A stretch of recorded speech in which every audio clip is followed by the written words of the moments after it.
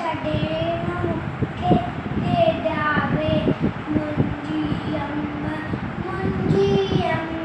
ਗਾਡੀ ਦੇ ਐਮਾ ਗਾਡੋ ਥਿੰਦ ਸੁੱਕ ਸਵੇਮਾ ਓਕੇ